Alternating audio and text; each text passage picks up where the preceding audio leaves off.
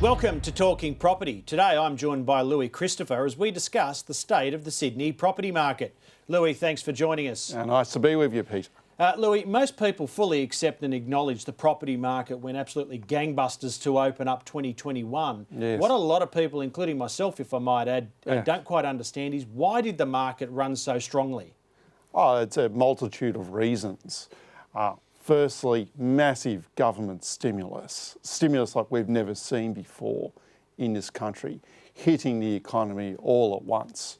So JobKeeper was a critical component of that. Home Builder, which encouraged first home buyers into the marketplace, also helped.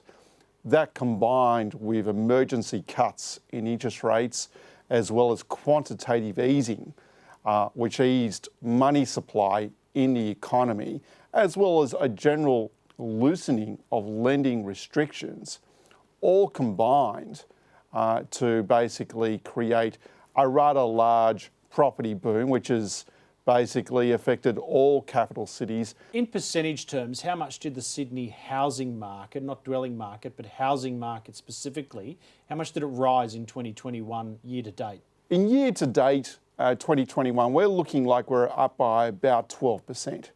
Okay, talking 12% in 6 months, we're talking annualised growth of 24% when, massive segments of the economy, such as the travel industry, tourism, still shut down. Have they thrown too much stimulus at this market? That's a hard one to answer, because if they didn't throw enough, the economy would be in recession. Arguably, you could say now, looking at the housing market, that potentially there was a little bit too much thrown. But I think this was a particularly difficult and challenging event for policy makers and decision makers to act on. If I could bring up this slide, Louis, I just want to show our viewers today the challenges facing the Sydney property market and the economy as we rolled into 2021. And we didn't have a bad finish to 2020, but it at no means suggested that this was going to happen to the property market, a 12% growth in 6 months. Which of these issues here facing the economy and the property market do you think represents the biggest risk going forward? I think the biggest risk going forward is actually one that's not listed here, and that is intervention by APRA. Perhaps maybe even panic by APRA that the housing market's running too hard. And what they do is they come into the market and they restrict lending. I think the probabilities are relatively high that that will happen at some point in time. The other risk is, of course, China, and will they get to the point where they no longer require iron ore from Australia? Now, so what role has iron ore played indirectly in what is happening out there at the moment? A huge component, and I'll tell you why.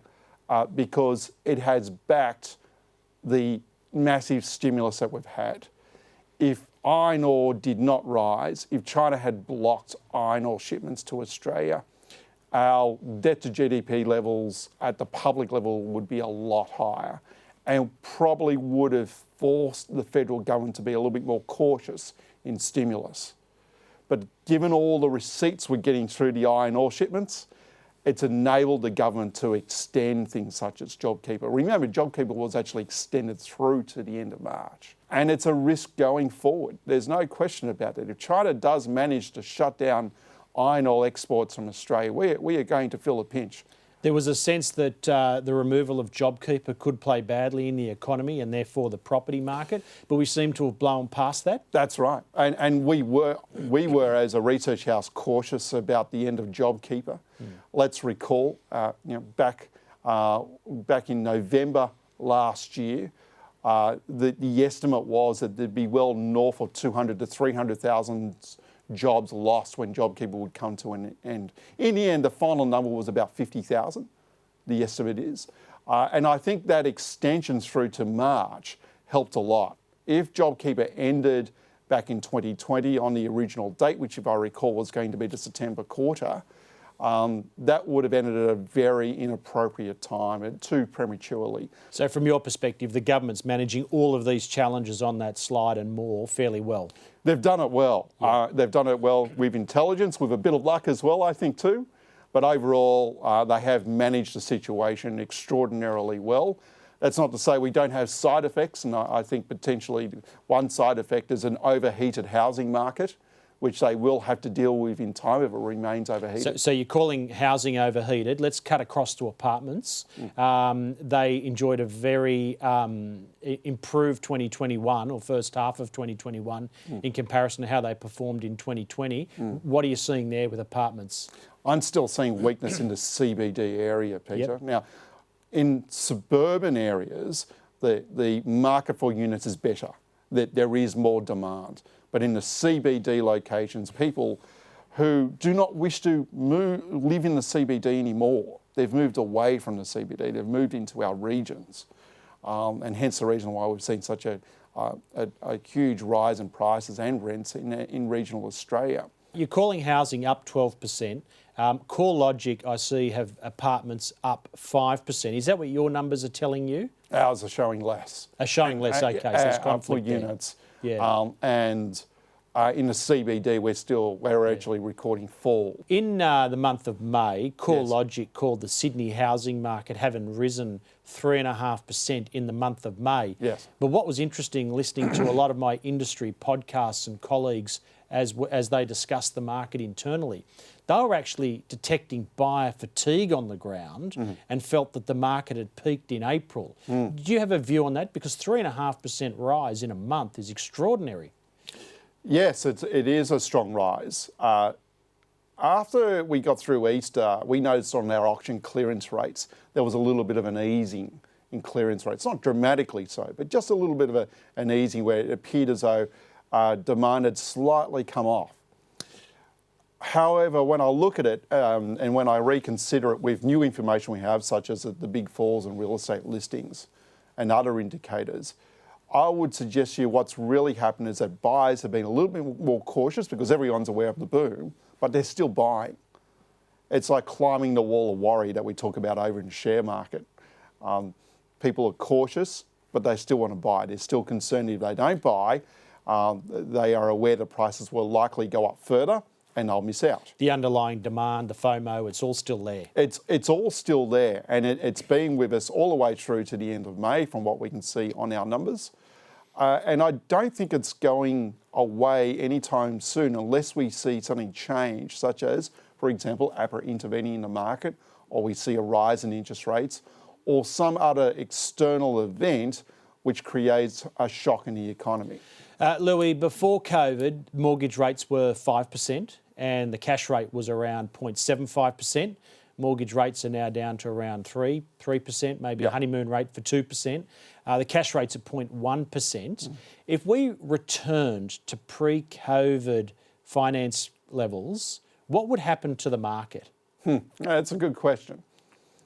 If we immediately return to it, we would have a property correction. I don't think the economy could handle... Of what magnitude? It's hard to put a number on it. It would be a sizable magnitude. It depends on what that rate would be. But I'd like to point something out here which I think we should all consider. Okay, if interest rates go back to, say, 5%, but inflation's running at, say, 8%, that's a different ball game altogether, because your real interest rate is still in the negative. The Reserve Bank of Australia made it pretty clear last year that they actually want to get behind the curve when it comes to inflation. They don't wish to lift interest rates until inflation has definitely hit their target range of 2 to 3%. Before, the RBA was keen to perhaps preempt that target rate, and they were willing to dictate policy on a more preemptive basis. Now they've publicly stated, we want to see inflation get to 2 to 3%. So they're willing to get behind the curve and have a situation where we have real negative rates for a longer period of time. So it is possible we may well get to the day where we do see interest rates of 5%. But that will be because we've had inflation running at, say, 3, 4, 5, 6, 7, 8%. Now, in that type of market where we're getting, say, inflation that's similar to what we had in the 1980s, then the housing market could actually withstand interest rates of 5%. And interestingly, correct me if I'm wrong here, but the bond market is second guessing the RBA's forecast and suggesting in certain quarters they'll need to go earlier than 2024 with rate rises. Do you think the RBA will hold till 2024? I think it's impossible for anyone to forecast that far out. So many X factors are But still out the there. RBA have done it. Yeah, and they've been wrong in the past when they've tried to predict, for example, wages growth, inflation, etc.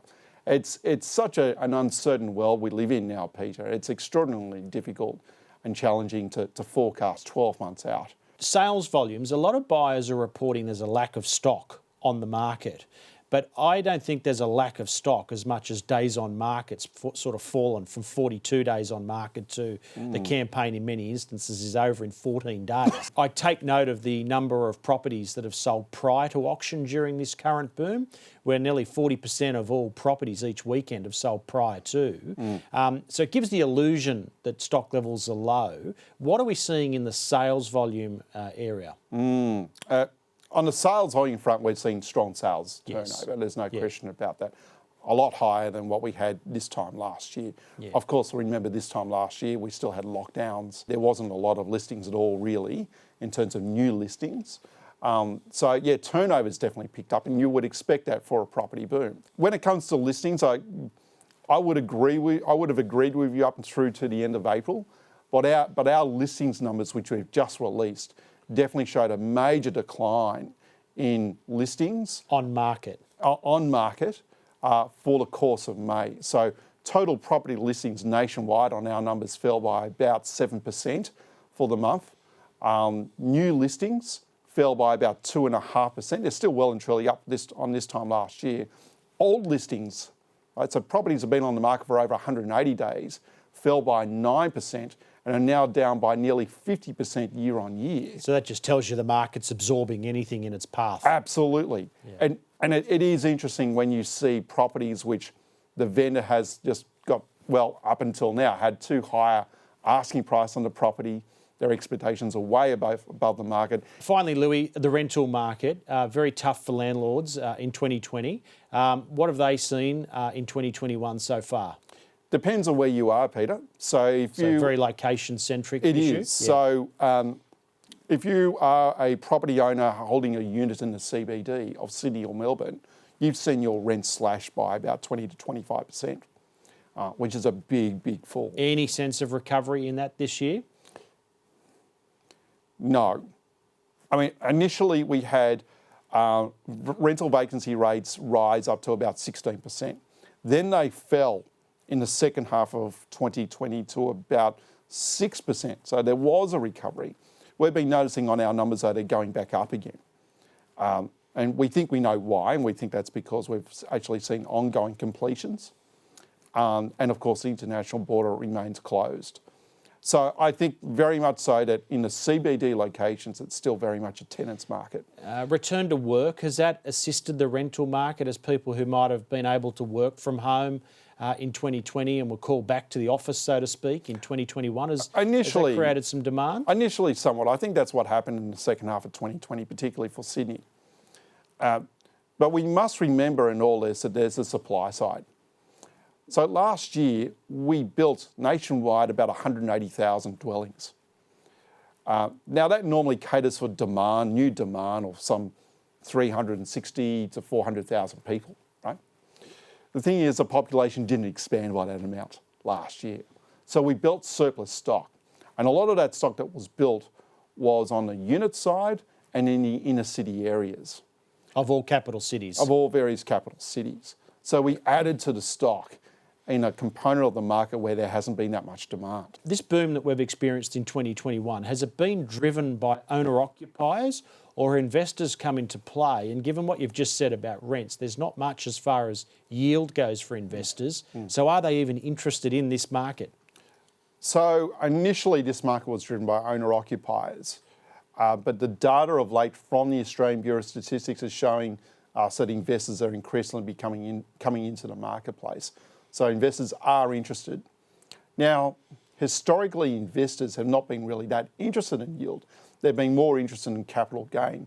They'll love to buy when the market's going up, and they will sell as quickly as they can when the market goes down. They're more momentum orientated. That said, though, when we speak of yields, I mean, there is something going on in the market that I've never actually seen before. And that, yes, the gross rental yield is still quite low, but when you consider it against a lending rate, which is even lower, you're actually seeing a situation where a lot of properties out there, including in Sydney, are offering a cash flow positive opportunity. So if rents were to rise and mortgage rates were to stay where they are, investors are in the money. Big time. So given the market's risen to where it is, 12% for housing, 3 to 5% say for apartments, depending on what report you read, and that's been driven almost exclusively by owner-occupiers, that suggests that there's another wave of buyers that could potentially come into the market and keep this going in the form of investors, Louis. Is that a fair call? I think they're coming through now, Peter. Yeah. I mean, the indicators from the housing finance approval numbers are that investors are increasingly becoming a larger component of the market. Are many people structuring themselves as an investor for finance purposes and then plan on moving in on settlement day, do you think? It's a good question. It's really hard to pick it up through the data. You don't see through the data. Loaded question, because we see people doing that all the time. You see it. Well, there you go. Well, that's something that's on the ground that, this is a good thing through speaking with trusted agents like yourself versus, say, data analysts like us. We can match the data versus what's happening on the ground. Louis, great breakdown of the market today. Thanks very much. Thank you, Peter. And thank you for joining us today on Talking Property. We'll see you next time.